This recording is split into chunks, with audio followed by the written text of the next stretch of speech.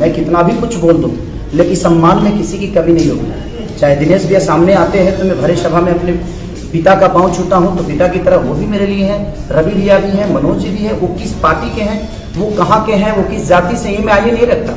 वो मैं उनको सम्मान देता हूँ। जो एक दूसरा मेरा बड़ा भाई है, उनको भी जिस दिन मिलेंगे पाँव छूना मेरा कर्तव्य है, वो मेरा संस्कार है।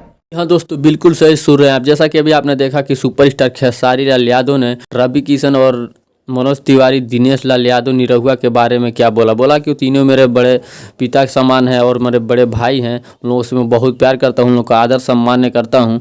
और पावर स्टार पवन सिंह के बारे में बोला कि वो मेरे बड़े भैया हैं, मैं उनका भी इज्जत करता हूं। तो क्या है इस वीडियो की पूरी सच्चाई, क्या खेसारी लाल और पावर स्टार पवन सिंह दोनों एक हो चुके हैं? इस चीज़ आज की इस वीडियो में हम जानेंगे। तो वीडियो को कर दिए लाइक और चैनल को कर दिए सब्सक्राइब। आइए अगला क्लिप दिखाते हैं पवन सिंह का क्या राय है इस पर। मनमुटाव तो मैं करता ही नहीं हूँ।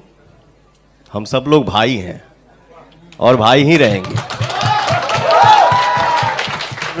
रही बात लाल घाघरा की, तो लाल घाघरा टाइटल मेरा तो बहुत पहले से अनाउंस हो चुका है ना। जिसका आपने नाम लिया वो मेरा छोटा भाई है।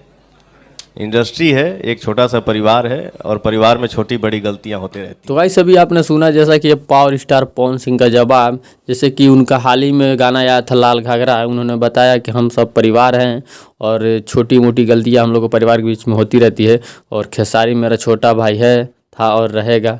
थोड़ा बहुत गलतियां किसी से भी होती है तो उसको इतना जज नहीं करना चाहिए।